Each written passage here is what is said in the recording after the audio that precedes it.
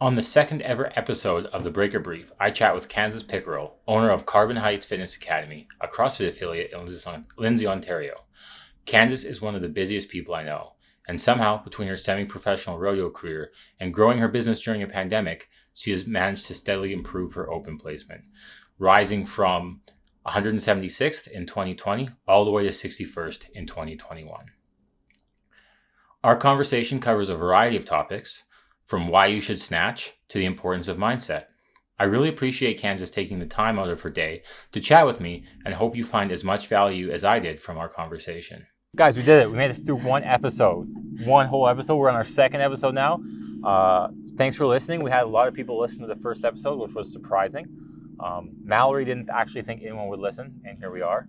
So now we are recording episode 2 and I have a new guest, like I promised. And we're outside, again, like I promised. It's a nice day, a little chilly. We got hand warmers, though. We got hand warmers, guys. Don't worry. Underneath our hamstrings. Yeah. So hand warmers. Awesome. Okay, so today I'm joined by Kansas. I don't even know how to pronounce your last name. I realize that. Pickerel. I'm joined by Kansas Pickerel. She owns a CrossFit affiliate in Lindsay, Ontario, Carbon Heights Fitness Academy. She's also a registered massage therapist. She massages at her gym as well. Yep. There's going to be some weird outdoor noises, but we're just going to go with it. It's fine. There's no intro yet either. Some dumpster surfing. Yeah, there's some dumpster stuff. There's no intro yet. We'll get an intro maybe after episode 6. I'll treat myself to paying someone to make me a sick intro. Anyways, she has her Precision Nutrition Level 1. So that's nutrition coaching. CrossFit Level 2. Yep. USAW weightlifting. Yep. Awesome. And pretty good open performance. My best yet. Best yet. Do you remember where you finished? 61 in Canada. 61 in Canada. Not bad. Do you remember what you finished last year? Yeah, 274th or something in Canada. Yeah. Big improvement. Yeah. Awesome. Okay, so as always, we don't have any notes. We're going to try and go unscripted. Eventually, we'll get around to talking about adding skill into programming and why it's important to do high skill movements like snatches and SLIP or slips practice. But before that, we're going to learn a little bit about Kansas. So, Kansas, you said you didn't want me to tell you about yourself, so I'm not going to do that. Thanks. So we're going to jump right into it and I'll ask some pointed questions. How long have you been doing CrossFit? I think I'm coming on 8 years. 8 years of doing CrossFit. That's pretty sick. And what made you get into it? It was actually through my partner, Luke. So we rodeo semi-professionally. He rides bulls. He had broke his leg riding bulls. And then I was working at a multidisciplinary clinic with a kinesiologist who was a CrossFit coach. So I hooked Luke up with him to do some personal training. He started, and then he ended up loving CrossFit. And Love it. This had always been like a conversation Luke and I had fought over with, you should probably be more active to ride bulls and more fit. So the fact that he was actually doing CrossFit and loving it, I was like, oh, maybe this is, something to consider doing. So I'm not going to lie, though. I had to be dragged to my first CrossFit. I think we skipped the most important part there because of COVID and you haven't been able to do it. And I forgot the whole bull riding thing. Yeah. Before we get to that, I'm just going to double check, make sure we're recording. And we are. Okay, great. Awesome. We're nailing it. Put your hand up again. Just make sure my face is in the right spot. Yep. Awesome. Oh, you have to leave it up, so I put my face behind it. Sorry. Yeah. Guys, we're super professional here. Leave it up. Okay, great. You should have awesome. Okay. There, we're good. Okay, so we skipped over the most important part, probably because of the whole COVID thing. You can't really do it right now, but tell us about bull riding. Yeah, so I don't ride bulls. Okay, you don't. Luke rides bulls. Luke rides bulls. Yeah, I barrel race and rope. So we've been doing that for, since we were kids. So that's kind of what got us into CrossFit in the first place. How long you and Luke been together? 14 years. 14 years. Oh, wow. A long time, yeah. I didn't know it was that long. Yeah. How old are you? 30. So he was like your high school. Yeah. I guess you can call it rodeo sweetheart. Rodeo sweetheart? Crazy. I didn't know that. So now I get to learn about, I'm going to guess through this, I'll get to learn about my friends. Yeah. That'll be fun. Awesome. Okay. And so you dragged into CrossFit. Yep. I was terrified. Wouldn't go by myself. You wouldn't go by yourself? That's like a normal thing, I think. I think a lot of people are like that. Yeah. Even now I see people like, oh, I don't want to go to my first class. I have social anxiety and all of that stuff. I think that's pretty normal. Yeah, just I get the intimidation factor. I was there. So it wasn't until, so that summer we actually weren't rodeoing just for personal circumstances. So I had nothing else to do. So I started going to CrossFit a lot more. And then once I actually committed to going on a regular basis, I was hooked pretty fast. Awesome. Okay, so found CrossFit to support something else, which is good. I think that's kind of the whole point of CrossFit. at least at the most basic level, is to support doing other things. And that's one of the parts of the CrossFit pyramid, is learning and playing new sports. But you already learned and played a sport and use CrossFit to support that, which is awesome. Okay, so, and then when did you start to realize that you were pretty good at it? Because now 61 in Canada is pretty good, right? I don't know if I'm going to toot my own horn. I just like to do my best and see where it takes me. So, okay, that's fair. That's a good mindset, I guess. It's probably better than most people's mindset. Mine, I started CrossFit, and like 3 months later, I was doing like 3 hours a day of fitness and wrecking myself. Don't recommend that. I went too competitive too fast too. And you went too competitive too fast? Yeah. A similar outcome. Too competitive too fast is a very common. I think so, yeah. Yeah, and it doesn't work out well. No. I actually haven't been, so like when I started, and it was like 6 months in, kind of went on to a competitive program. And then really since then, like I haven't attacked it with that sort of intensity again until just recently. Awesome. Okay. So I had some questions. We had one. It was a good answer. Learned about the rodeo stuff. So what made you decide to open an affiliate? So we moved. We originally were in Newmarket, and we had started with the CrossFit gym there. We had done a little bit of moving in our lives, and then through moving and going to different affiliates, I dabbled in coaching at some of them, but I just was at the point where I was not able to sort of give back what I wanted at any of those affiliates, and I was sort of lacking some sort of purpose. So it took me a while to get to actually wanting to open a gym. But that was sort of what it was, is that I just wanted to give back more than I was currently able to through just coaching. So we decided we would open our own in Lindsay. Yeah, and I've been to it. It's a really nice facility. Thank you guys you. got like I don't want to say lucky, because I don't like it when people say people are lucky, because I believe like luck is when preparation meets. Right. I can't remember opportunity? Yeah, preparation meets opportunity. Yeah. But you guys have a really nice space. It's kind of a ritzy gym. Especially for well, it's, and also for Lindsay. No offense to Lindsay, really. But I was like, walked in, like I have a gym in Toronto, and it's like a poop hole compared to your place. So there's pros and cons though. There's things we miss from the sort of industrial, sort of typical CrossFit gym that we don't have, like this big garage door behind us that Maya likes to sit and look out of. We have a lot of holes in our walls because it's drywall, which is not the most ideal for a CrossFit gym. So there's definitely parts of it that aren't, your traditional CrossFit gym sort of standard that we do miss too. That's fair. Yeah. Awesome. And so how long have you owned and operated Carbon Heights? We opened in September of 2018, so we're about 2.5 years. So you're luckily pretty young still. Just established enough where you could get COVID funding. We could maybe get through COVID. Yeah. Oh man, I feel bad for some. I know a gym up out near here opened up like 2 or 3 months beforehand. It's super hard to get any of the funding and whatnot. I mean, it's hard enough being 2.5 years, so I can only imagine. Yeah. I just learned that we celebrated our 8-year anniversary. Yeah, I learned that too. I know. I mean, to be fair, this gym has existed in some form for 8 years. Yeah. But I'm the third person to run it, and it has a new name now. But so we're established. You are. Yeah. Not 10 years though. It's too bad it wasn't open a little bit earlier. I could take all the credit. I've seen people doing that. Because once you hit 10 years, they treat you a little differently. Yeah. Well, what I've heard, they get like a special gathering. We have that to look forward to, I guess. Yeah. Awesome. Okay. And so I guess just as I don't want to dive too much into the business side of it, because I don't think other people care too much, but what's your biggest kind of lesson learned from owning a gym? And I mean, to be fair, I've listened to you on a business podcast, so you're probably prepared for this question. My biggest lesson from owning the business. Yeah. I think I did a lot of work with a coach leading into opening our business. Like a business coach? Yep. That was smart. I probably should have done that myself. I think the biggest thing is being really anchored to your why you're doing this, and really set on your values. Because if you can always come back to your why and what your actual business values and personal values are, it makes decision making easy. It makes all of that stuff easy because it always fits into this sort of bracket, and then everything else just kind of comes second to that. But I think if you don't have a really good understanding of why you're actually in this, then you can get sort of strayed a little bit. That might probably be good advice for life as well. Yeah. I mean, to be fair, I'm someone I got into this and I did not have that, and it probably caused me. I mean, I had that when I bought the gym the second time. When I bought all of it, I had more of a why established, but I did not the first time. Yeah. So that's good. Awesome. So, and what's your biggest lesson from COVID, I guess, as I personally or you pick as a business owner? Yeah, I think one of the coolest things I've seen as a business owner is like I talked about, I did a lot of work before actually opening the business about like what kind of business we wanted, what kind of community we wanted, and all of the things we hope to achieve.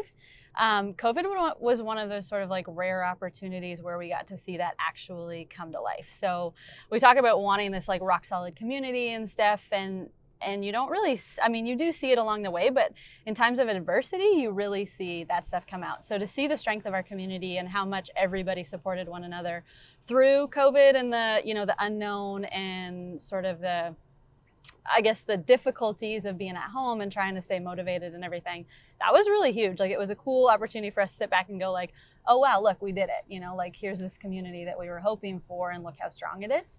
So that was really cool. And then I think one of the other things that I really sort of took away is, we were actually talking about this just a couple of minutes ago before we started the podcast, about wanting to be perfect all the time before you actually roll an idea out. Yeah. COVID didn't allow you to do that. So you pretty much had to just like, you had to communicate, you had to come up with something, and you just had to like let your members know, like, we don't know what's up either, but this is what we're doing. It may or may not work.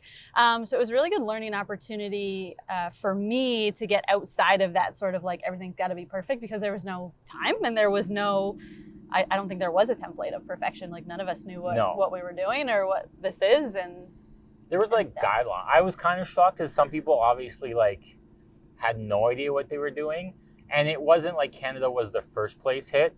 Yeah. So like there was like kind of a template you could follow, and I was surprised that like it was just so much work. It was.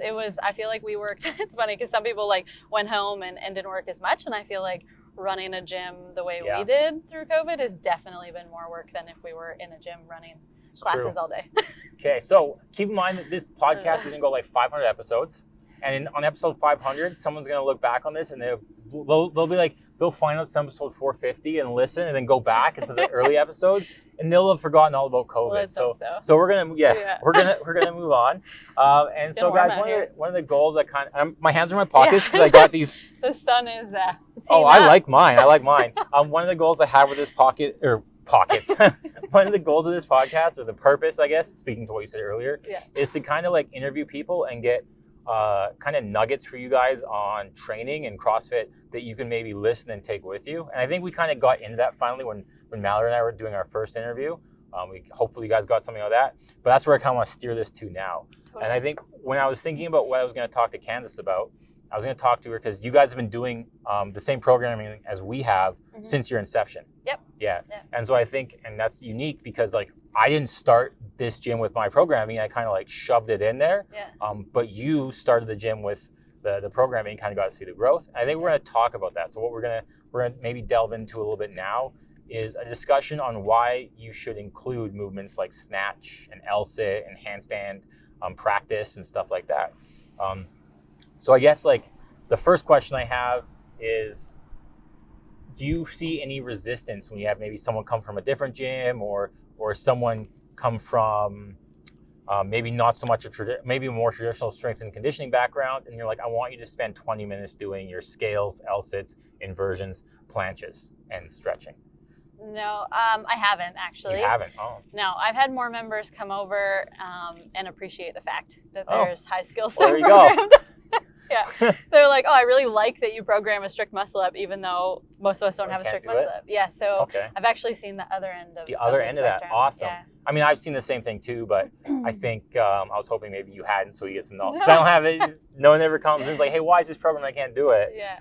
So I think that maybe speaks to your culture. So let's talk about that. Like maybe your culture of like, how do you promote the importance of these skills, or what do you tell people to get them to do these things? I think one of the biggest things that we do at our gym that maybe I haven't done at gyms prior is that all of our coaches, myself included, do our class programming.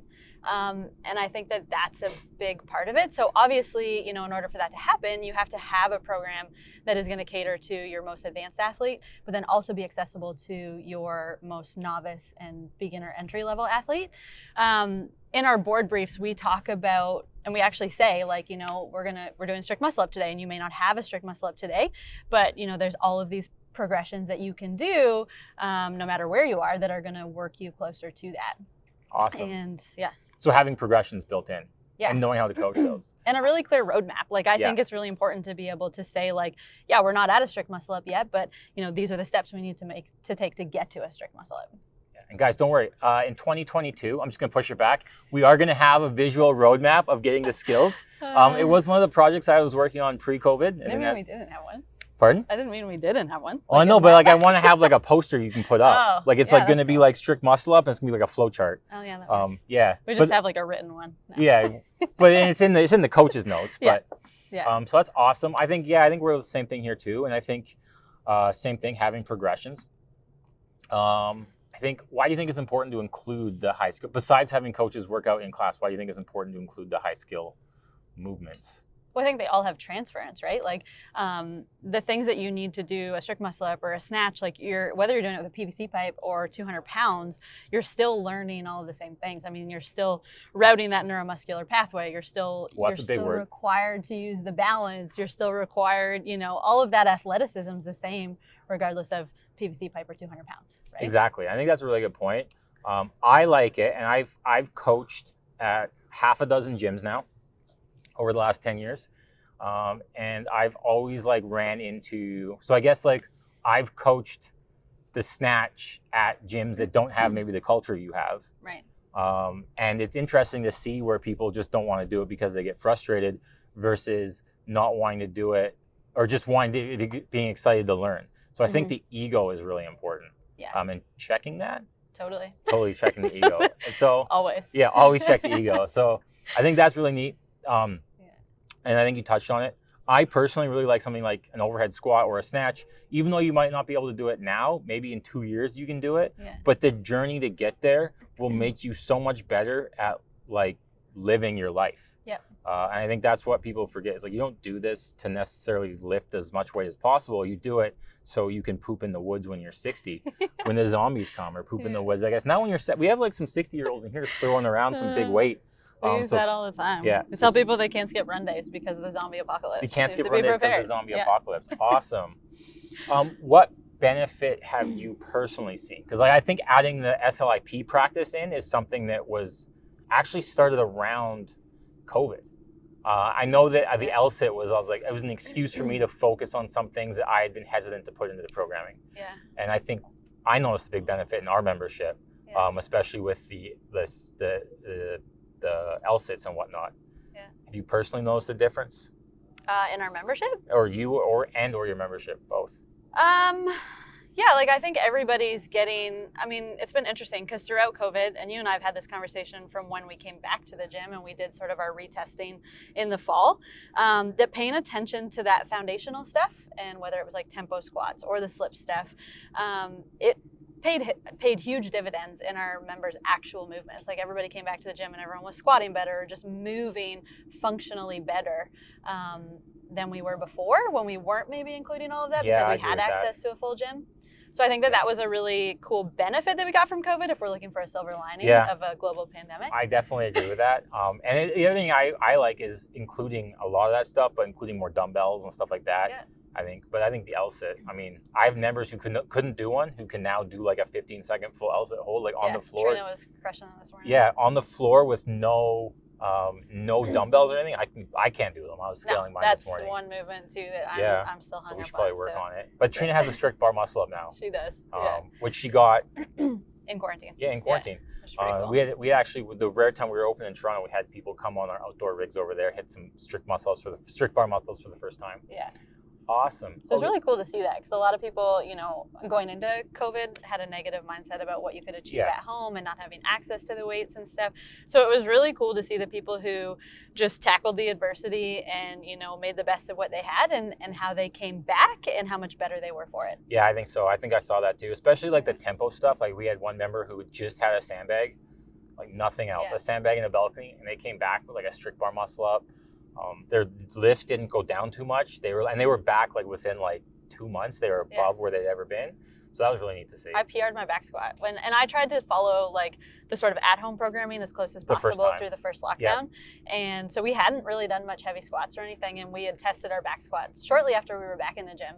And I was shocked. I was like, oh my gosh, I just PR'd my back squat and I haven't been squatting. I remember telling people that it was going to happen. And in my head, I was like, there's a chance it could happen. Yeah. But then I was like kind of shocked at how well it worked. Yeah, it worked really because well. a lot of it was like we hadn't really tested some of those protocols before, and it was all stuff that I'd theoretically came up with. Like I'm like theoretically this will work, Makes sense. but it actually did work. So I mean I don't want to toot my own horn there too much, but I was like super like impressed with myself. Yeah. And I'm not usually like, if you guys know me, I'm not usually actually happy with myself. So I was like, it was a good day. I mean, it was good that you stuck with. I was like, my goal was to stick with the at-home stuff. And I had access to the gym. And I didn't really do anything. Yeah. First lockdown, and didn't really do much working out, and that was like something that I think gave me empathy for other people. Yeah. Because like I was like, even though I had a whole gym, I still wasn't working out. Like the mental side of it was really hard for me. Yeah. But you crushed it. I guess that's something. I think the skill thing. I think we are in agreement with that. Totally. A couple more questions, and I do want to talk about mindset with you because that's something you're big on. But I think one thing you could say to people who struggle with something like this snatch or struggle with something like that, like somebody who comes in is like, man, it's super Amanda today. It's like 975 strict muscle up and 225, 155 squat snatch. And they're like, I'll never be able to do this. And they might not be able to do that ever. Right. I'll never be able to do that workout. That workout sounds hard. But what do you say to someone, or what would you say to someone who has that? Because I guarantee someone listening to this is going to be like, I don't care about that. I just want to do workouts like an RX. That's a great question. Right?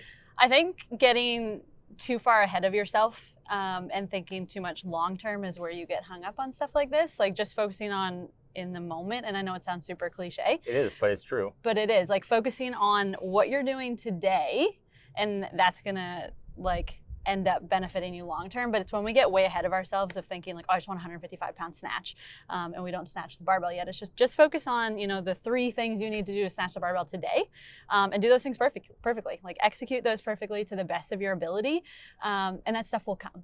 Like you invest in the process and the results come. It's when we're super focused on the outcome and the results that, we get stressed and things feel too far away. I think it's really important to actually invest in the process. Yeah. I think a lot of people think they're investing in the process, and I'm not calling anyone out who's listening to this or watching this, but I think a lot of people think they're invested in the process, but they're not. Like, so if I tell you, or Kansas tells you, or Brandon, who's coaching a class inside right now on Zoom, tells you to spend 10 minutes every day practicing your overhead squat drill, like videotape yourself, set a timer, and do 10 minutes of hard overhead squat. Don't just do 10 reps in 10 minutes. Yeah. Like, give yourself some accountability with that. And I think that's really important, is if you do have these goals, and Kansas made a good point about having a plan, but then also give yourself some accountability. Yeah. I think it's also important to note that like even, an athlete who does have maybe a 155-pound snatch, like they still do those little things. I mean, you've coached me. I was joking with all my members the first time you coached me that I mostly did overhead squats with PVC pipe and I was dying the whole time. The whole time I coached you, yeah. So, like we all do it. Yeah. Like even the best athletes go back to the basics. And I think that when you can, sort of invest in that and understand the importance of the basics, that's going to pay dividends. Yeah, I think that's important. And so I think it's like have that accountability. And normally if we were open, I'd be like, if you need help with accountability, just get some personal training. So in the future, if you're listening to this, like maybe 6 months from now, and you need some help with your accountability, maybe book some personal training at either of our gyms or reach out to either of us. Maybe by then one of us will have some sort of online service as well. Who knows? I don't want to pigeonhole us. Yeah, I'm probably not going to stay online when we get back. Okay, so reach out to me. We'll have maybe we'll build something out. I don't know. We'll get you some accountability. Or maybe I'll be selling like an ebook, a 10-minute squat overhead squat ebook.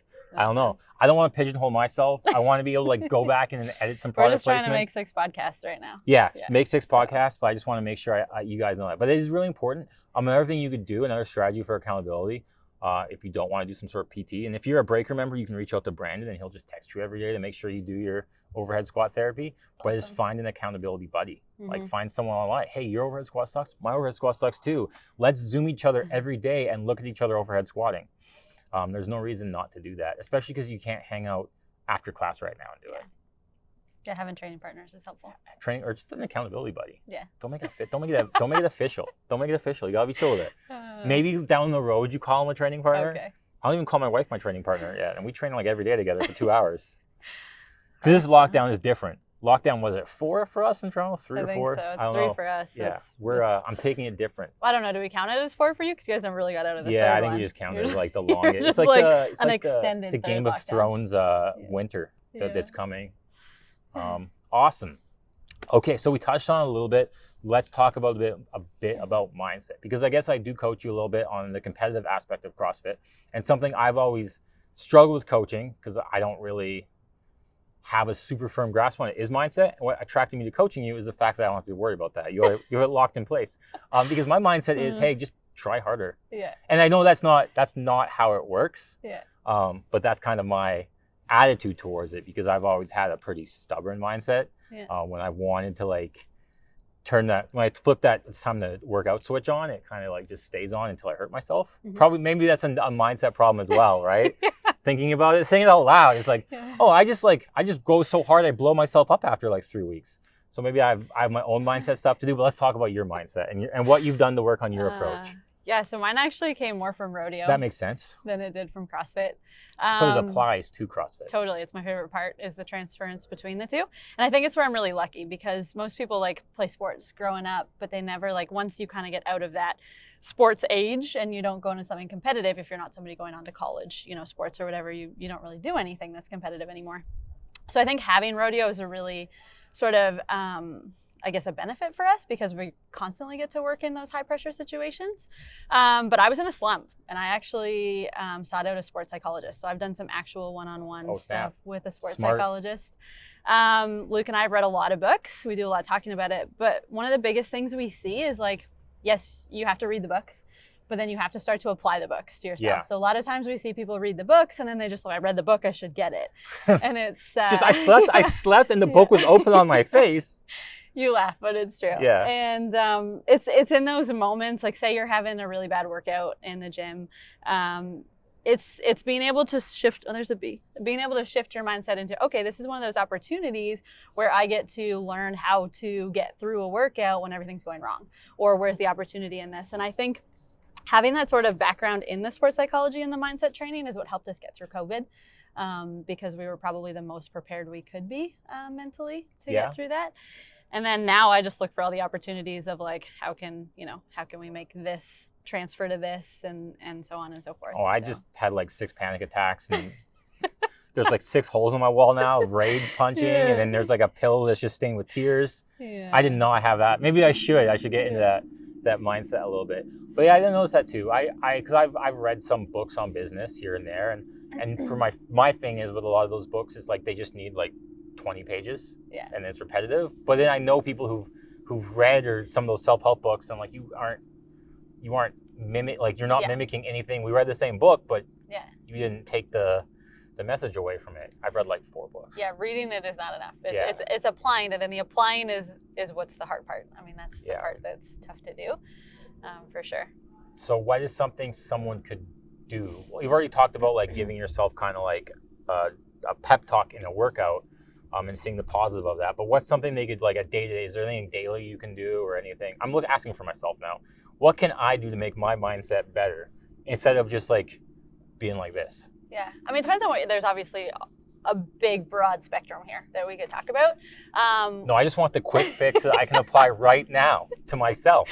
Find 3 things to be grateful for. Find 3 things. There we go. That's it. So guys, that's your homework from this podcast. I'm going to put it in maybe it'll be the title. We haven't had the title yet. I'll have to listen to it back and come up with that. But maybe it is find 3 things to be grateful for. Yeah, starting to find, like when you are, I mean, if you're in a situation that is tough and you start to go like, okay, where's the opportunity or what can I be grateful for in this moment? That alone is going to shift your mindset. So instead of like, oh, this sucks, it's like, where's the opportunity, or, what is something that I have that's a positive out of this experience? Interesting. And I guess that would also apply to like if you're failing a bunch of snatches and you totally can't do it RX. Interesting, guys. See how there's like a theme here? I'm getting good. I'm doing it. Failing snatches is you can't think about the failed snatch. You need to go, and I see it all the time. Everyone will go in, okay, just don't fail the snatch. It's like, that's like the wrong thing to do. You have to go in and, imagine yourself making the snatch, and you have to be able to just let the misses go. Like, just because you miss the snatch doesn't mean you're going to miss the next one. Unless you hold on to the last one, and then you're going to miss the next one. Or you're not listening to your coaching advice. That too. Phil. Awesome. Okay, great. So find 3 things to be grateful for. Yeah. Do you do that daily? I did for a while. I did a gratitude journal. I haven't done it recently. Eventually it becomes a little bit more pattern. Yeah, look that's for- probably, yeah, I can see that. When Yeah. I was coaching in person, I would journal. The only thing I would journal about was coaching. Like, I did good here, this is where I did bad. And I guess that would apply to everything. I never even thought to myself, I'm like, okay, I want to get better at coaching CrossFit. I'm just going to like self-reflect on every time I coach CrossFit. But I guess that would apply to everying in life. You could just Totally. self-reflect on, I'm Yeah, learning something good. self-awareness is a really Yeah. important tool. I'm only self-aware when it comes to coaching. Everything else I'm the best at, except coaching CrossFit. That's where I need to be self-aware. No. Awesome. Like, I'm great at podcasting, I've decided. We Yeah, tied everything I feel like together we're here. nailing it I nailed it. today, Yeah. yeah. Awesome. Yeah. Do you have like a book recommendation? Is there like There's one that so stands many. out? Okay, but if you had to pick one, like, Oh, okay, it's gonna be say the hardest it's question me of the and day. I'm struggling with my mindset, which we already decided it was true. So what book would you recommend to me to read? What are you struggling with the most? All of it. I don't know. It's not hypothetical. Let's say that I struggle to find motivation day to day in the micro. I struggle to find The micro. slight edge. Yeah, the slight edge. Yeah. So Who's the slight edge talks about doing like the 1% daily, which adds up to 365. So do I need to read the whole book now, or can I just do that one thing? No, read the book. Okay, read the book. So you don't think I could just do that one thing and read the blurb? Okay. Well, read all the book. read all the books. Read the whole book. I've read Extreme Ownership, and I think I read a couple other ones. There's a lot of, I mean, Yeah. there's so many out there now. The slight edge is a really good one in terms of just like not getting ahead of yourself and just focusing on like one thing at a time, that 1%. Awesome. Yeah. Okay. And I guess now I have to come up with. I'm bad at the segues, guys. I'll work on it. I'll journal about it. We'll get the just drink coffee segues. while you We'll figure get the segues down packed. I did promise awkward pauses though in the show description, like in general. Oh, well, perfect. Yeah, exactly. We have to have one in every one in every episode. I guess the question is like, so the mindset's good. Have you ever thought about like doing some of that yourself, like helping people with mindset? Because you said you don't want to do anything online, but that could be something. Yeah, it's something I really enjoy. I mean, I do it kind of unofficially. Yeah, that's what I mean. Yeah, Like, would you ever consider doing that more? officially? Yeah. So like, I guess like my thing now is I've, despite myself, become a bit of an entrepreneur. I see things Yeah. like that and I'm like, oh, I really like helping other people kind of like come to that. So is that something you would consider doing? Yeah, I think so. Great. So guys, if you have Yeah. mindset questions, you just reach out to info@carbonheightscrossfit.com. Fitness Academy now. Is it, you changed it? Yeah. Okay, so reach out to info at just Carbon Heights some of Fitness our Academy. old- Do you have a yeah. Kansas at Carbon Heights Fitness Academy? No. Just info? Yeah, I filter all the emails. Oh. Pro tip, Right you're gonna now. want to change that Yeah. eventually because like you're gonna want to hire someone to do those emails. We're still young. Still young. remember? Yeah, I'm Still giving young. I'm gonna try not to give too much advice on this podcast, but if I had to give some advice, I'd be like, set yourself up now for growth. Bringing my next question, where do you see, besides having a sick online breaker mindset, Breaker mindset. you guys, don't worry, you guys will be able to purchase the Breaker Mindset ebook soon that Kansas is going to write. She's going to summarize all those books. And we're going to have a Breaker Mindset separate podcast. What else can we do? Oh, that would be fun. Yeah, exactly, Let's do right? that. Yeah, there's a ton of things you can do with I it. don't want to host it alone though, so we'll just. You can co-host just talk to other together. people. But the whole thing is just get someone in. Like ours is getting better at fitness. This is this podcast. And talk to people who have a good mindset. I talk to people who have gotten better at fitness. So Mallory got really good at fitness over like a year-long period. You got really good at fitness, right? We'll talk to Terrence. Terrence got pretty good. I have like a list from the open. I have like a list of people who just got good at fitness. Awesome. So where do you see yourself besides having some sort of online mindset, scalable, sellable product? Where do you see yourself in 5 years with your business? In a building of our own. Oh, fancy. You can't do that in Toronto. It's a pipe dream. That's our big dream. Yeah. Yeah. And to be able to have like a bit of a multidisciplinary clinic in there and some other avenues to go with it, and then just continuing to grow our community so that we can reach more people. Right. We haven't even talked about the massage. No. Maybe we'll spend a little bit of time on that and we'll end it. Because I think it's important so one thing I've actually noticed has helped me a lot is seeing you regularly for massage. It's made a big difference in my ability to not get hurt Awesome. preemptively. Like now it's like a preemptive thing. And I've actually told people that you should do some preemptive maintenance. And I find, for me, I find massage works really well. I think that, and again, it's kind of weird because I'm the one who writes it, but I think we do a good job of incorporating a lot of exercises into the warm-ups. Mm-hmm. And as long as you do them with focus, you don't just kind of like breeze through them, you'll do a lot of the stuff you get from a physiotherapist. If you have an injury, you should still go see a physiotherapist and get something personalized to you. But I actually find the massage makes a big difference. So Let's just talk about that, massage and CrossFit. Yeah, I mean, I kind of explain maintenance massage as like getting an oil change on your vehicle. Yeah. It's one of those things where like, yes, there's not a problem, but if, it's just, obviously it's good to do. And if you never do it, you're probably going to end up with a problem. So it's just really good maintenance. I mean, we stress our muscles on the regular. There's a lot of fascial connective tissue issues that'll come up with CrossFit that don't necessarily get addressed. And that's where I find massages probably really benefit from. For myself personally, like one of the cool things I've seen as a massage therapist, and it's cool kind of getting to coach and massage, is I've had a lot of people with some shoulder injuries. I've had one myself. And one of, like you talked to it about your warm-ups, it's true. Like the stuff that we incorporate within our classes has been really beneficial. So I've had people with like chronic shoulder injuries, and I can't explain it to somebody who obviously doesn't massage, but there's a certain feel to the muscle when it's not healthy. And I've watched people who spent like a couple of years on our programming, and I've seen them in the beginning, and then I've seen them 2 years later, and the definition of their muscle and just the health of their muscle, huge difference in the way that it feels to me as a therapist. So kind of a cool testament to your programming that we are hitting those things that are actually making people more balanced and more healthy, which I think is one of the problems, like this is a little off topic, but where CrossFit gets a bad rap. No, it's not off topic. We're talking about CrossFit. It's important because I think it ties back to the skill, right? Yeah. So let's keep going. And I can wrap it up. Don't worry. I figured Okay. it out. Keep going though. So yeah, super important because CrossFit, sometimes gets a bad name for injuries, and it's not like CrossFit performed correctly is not dangerous. CrossFit, coached improperly and performed improperly, yeah, it can have some, detriment to, joints and muscles and stuff like that. So I think that that's a really big takeaway is that, that bodybuilding and the accessory work that we incorporate a lot in is really important. And I've seen it actually change people's muscle tissue. So yeah, I think that's why it's really important to do the skill stuff because Totally. It gives you a chance to work on some of those imbalances and it also dials back your intensity a little bit. So it's really important to have days where you don't go 100% and days that have like maybe all you're doing is snatching. You're probably, unless you're really fit and you've earned the right to, you're probably not going to snatch super heavy. Very few people on our program snatch super heavy because it's not like the focus of our program, but we just want you to get better at it. But you have to kind of focus on it to do it really well. But that's really neat.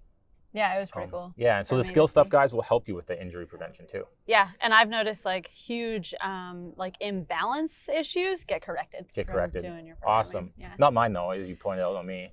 I have years of not doing it right. And then when you write your own program, it's really easy to talk yourself out of doing parts of it that you don't want to do. Don't do that. Yeah, do all of it. Well, I mean, or just do the program. I try not to write.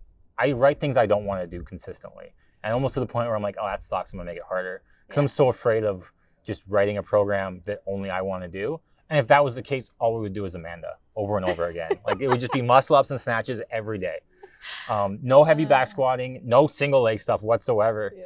I feel like now you're just like, what would Kansas hate? And I feel like that's what we do. No, it's not what would Kansas hate. It's well, I mean, it's what we're in like the base cycle and it's like about learning how to redline, which is something that you don't necessarily do. And so we're learning how to redline.